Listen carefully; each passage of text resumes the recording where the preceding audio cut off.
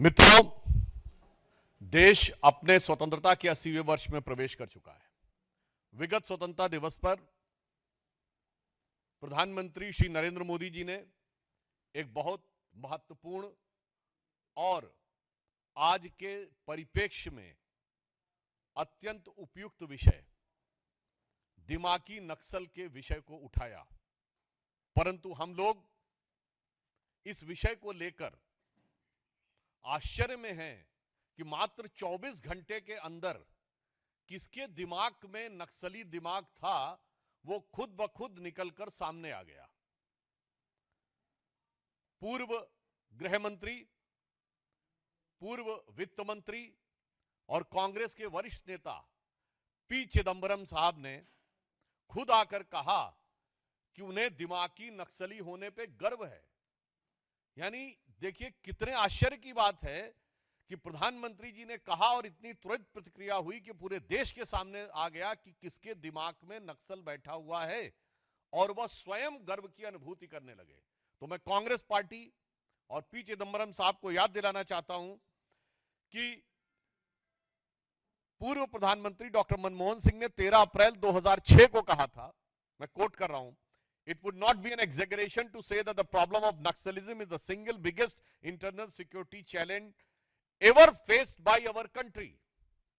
अर्थात उन्होंने कहा कि इसको कहने में अतिशयोक्ति नहीं होगी कि नक्सलवाद का खतरा भारत के इतिहास में आज तक आंतरिक सुरक्षा के लिए उत्पन्न सबसे बड़ा खतरा है।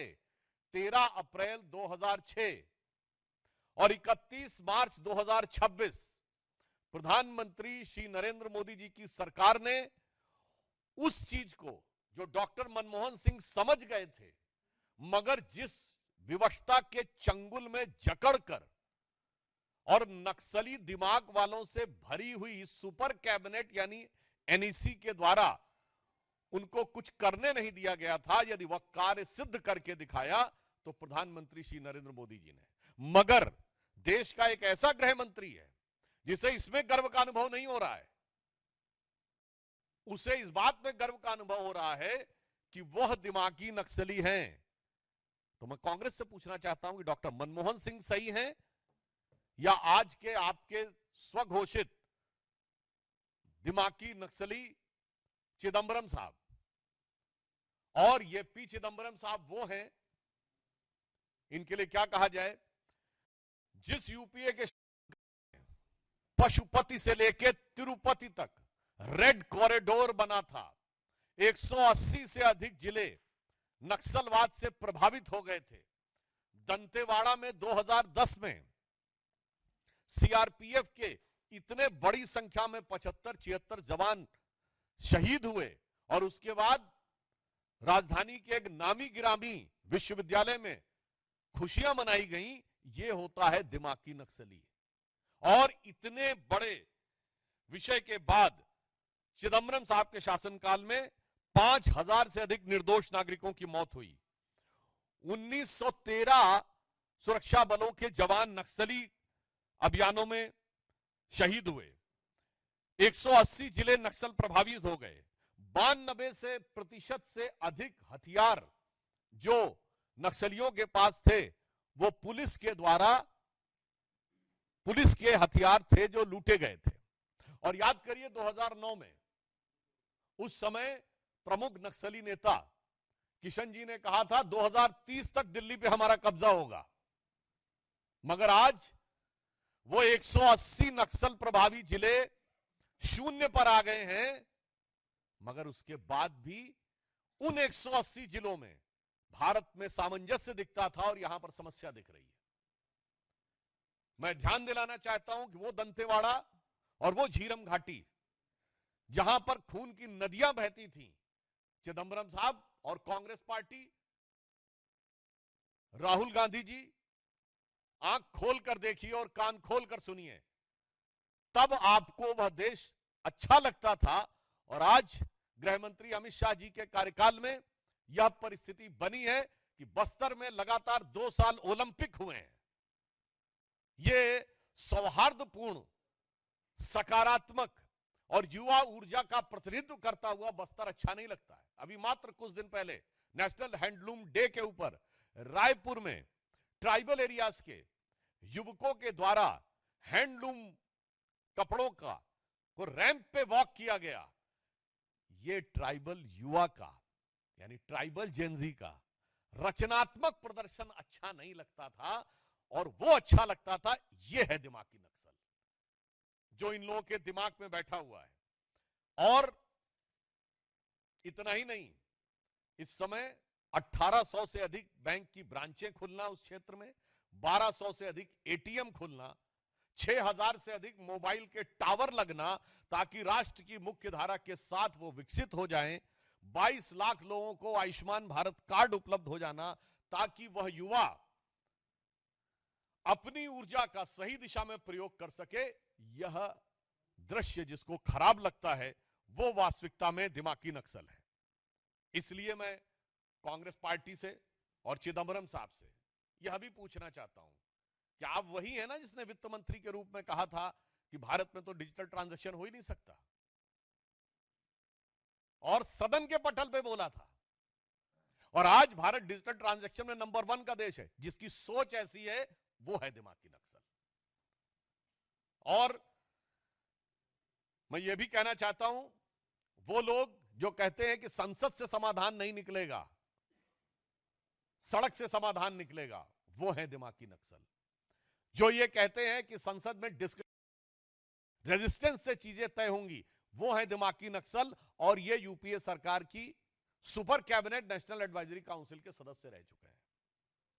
इसलिए हम यह भी बताना चाहते हैं कि वो कालखंड जब इस देश में इतनी विपरीत परिस्थितियां थीं और आज एक सकारात्मक वातावरण बना है ट्राइबल एरियाज में, वह जिसको सही नजर नहीं आ रहा है वो वास्तविक अर्थों में दिमागी नक्सल है।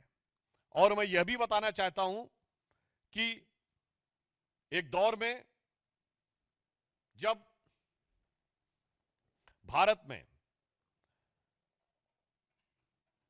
इतने जिले प्रभावित थे, वो तो अपनी जगह की बात है, उससे बड़ी बात यह है कि भारत के तमाम विश्वविद्यालयों में बैठकर उनको नैतिक और बौद्धिक समर्थन दिया जाता था।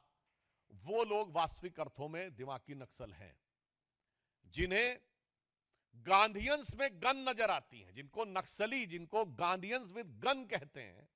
यानी कहां महात्मा गांधी जो अहिंसा के प्रतीक, और कहां माओवादी जो कहते हैं power comes from the barrel of gun, जो नक्सलियों को गांधीयंस विद गन कहे और उन नक्सलियों को अपनी भारत जोड़ो यात्रा में साथ में रखे।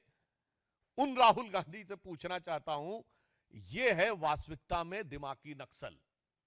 और इसीलिए हम यह भी कहना चाहते हैं कि चिदंबरम साहब हो या कांग्रेस पार्टी, ये वही लोग हैं जिनको एक विशेष प्रकार की चीज में अलग लगाव नजर आता है और दूसरे प्रकार की चीज में दुराव नजर आता है। मैं उदाहरण के लिए बोलना चाहता हूं, प्रधानमंत्री श्री नरेंद्र मोदी जी ने इन्वायरमेंट के लिए काम करने वाले उन लोगों को सम्मानित किया है, जैसे कर्नाटक की रानी गौड़ा जिन्होंने 1 लाख से अधिक वृक्ष लगाए, एक अन्य कर्नाटक की महिला जिनको वृक्ष माता कहा जाता है।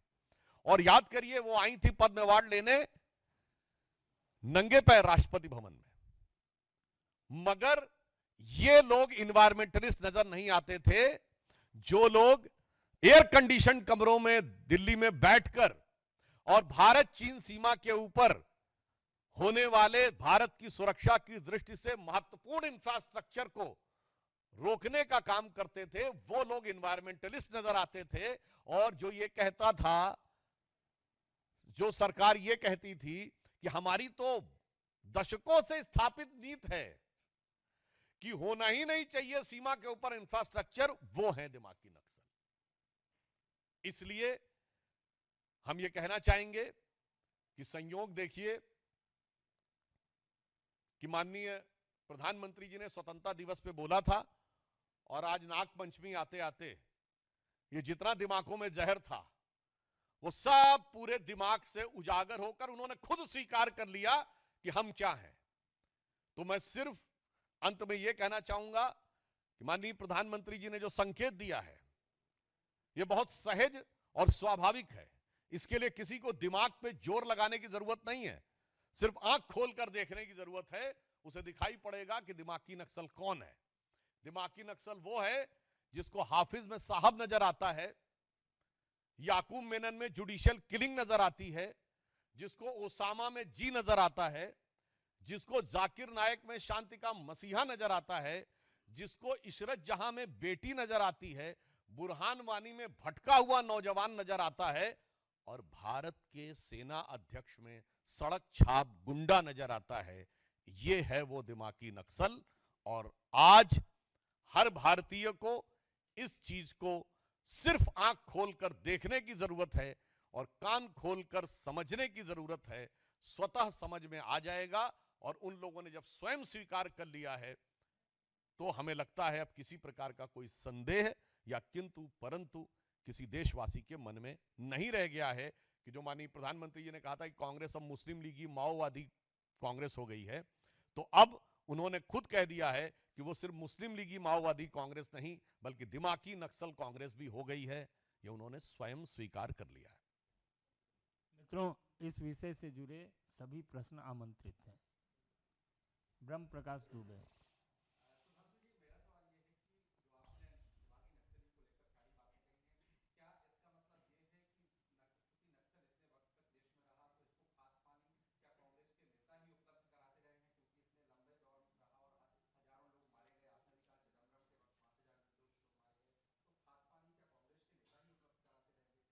इस संदर्भ में तत्कालीन गृह मंत्री चिदंबरम साहब का मैं बयान कोट करता हूं जो उन्होंने 22 सितंबर 2011 को बोला था नक्सलियों के लिए। You don't have to lay the arms, you don't have to surrender, you don't have to disband your outfit, you don't have to give up your ideology, you just suspend the violence and come for talk. आप हथियार भी मत छोड़िए, आप सब कुछ यथावत रखिए, अपना विचार भी मत बदलिए, हम तब भी आपको स्वीकार करने को तैयार हैं। और एक हमारे गृह मंत्री थे, उन्होंने बिल्कुल साफ कहा कि गोली के द्वारा विचार नहीं हो सकता, हथियार छोड़ेंगे आप, राष्ट्र की मुख्य धारा में आएंगे। और कितने ही लोगों ने आत्मसमर्पण किया, राष्ट्र की मुख्य धारा में आए। जो लोग ये नारा लगाते थे कि लेकर रहेंगे आजादी और बंदूक के दम पर आजादी, उनके आगे चिदंबरम साहब का यह आत्मसमर्पण है। तो खाद पानी इन्होंने ही दिया है।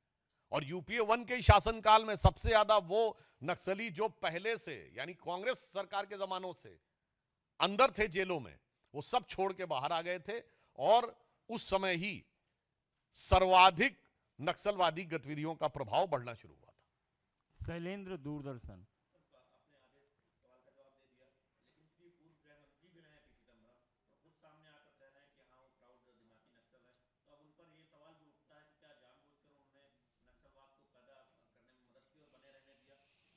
ये देश को सोचना चाहिए कि उन्होंने ये वाक्य स्वयं बोला है या किसी के इशारे पे बोला है। उनकी इस बात के तार सिर्फ उनके दिमाग की उपज है या कहीं और से भी जुड़े हुए हैं। क्योंकि आजकल कांग्रेस पार्टी और राहुल गांधी जी के भी जो सलाहकार हैं वो इसी प्रकार के हो गए हैं, जो ये कहते हैं, याद करिए चुनाव के समय इनके एक प्रमुख सलाहकार अंकल सैम बोले थे ना कि उत्तर भारत वाले तो यूरोप से आए हैं और पश्चिम भारत वाले अरब से आए हैं, दक्षिण भारत वाले अफ्रीका से आए हैं, पूर्वी भारत वाले चाइना से आए हैं। तो जिसको ये वाला भारत अच्छा लगता है और एक भारत श्रेष्ठ भारत, सभी भारतीय भारत माता की संतान है, ये अच्छा नहीं लगता, वही दिमागी नक्सल है। तो हो सकता है चिदंबरम साहब से ये कहा गया हो कांग्रेस पार्टी अथवा राहुल गांधी जी के द्वारा कि इस प्रकार का बयान वो बोलें, और वो इसके लिए फिट भी हैं क्योंकि गृह मंत्री के रूप में और वित्त मंत्री के रूप में भी उनका आचरण यही दर्शाता है। पीयूष आस्था।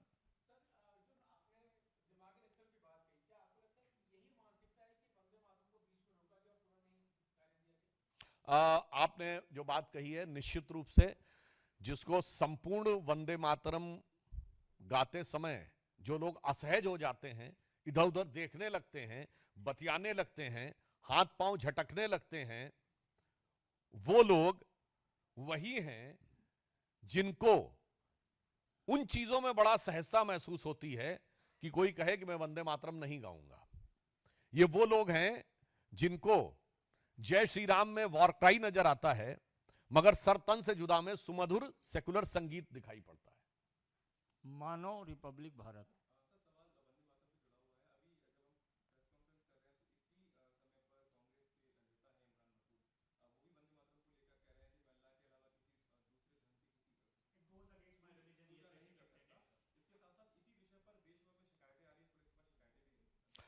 देखिए, पहली बात, इमरान मसूद सांसद हैं और उनके पास, उनको ये पता होना चाहिए जब यह विधेयक पारित हो गया है तो वंदे मातरम न बोलना सीधे सीधे राष्ट्रीय प्रतीकों के अपमान की श्रेणी में है। और ये वही सांसद है ना जो 2014 में बोले थे कि मोदी जी की बोटी बोटी काट डालूंगा, और उस समय वो कांग्रेस में नहीं थे, सपा में थे, और अगले दिन दंडवत करते हुए राहुल गांधी उनके प्रचार में गए थे और उसके बाद उनको अपनी पार्टी में लाकर पहले प्रदेश का उपाध्यक्ष और फिर सांसद बनाया था। तो मुझे लगता है ये पुनः दर्शाता है कि जो लोग ऐसी बातें करते हैं वो वास्तविकता में क्या है। और वैसे इमरान मसूद को भी मैं कह देना चाहूंगा कि बादशाहों को सिजदा करते थे और कहते हैं देश को सिजदा नहीं करेंगे। जो खुतबे पढ़े जाते थे ना जब मुगल बादशाह आते थे, उसमें एक लाइन ये भी होती थी, सजदे में निगाह रहे तमाम होशो खिरत पेश बादशाह रहे। आप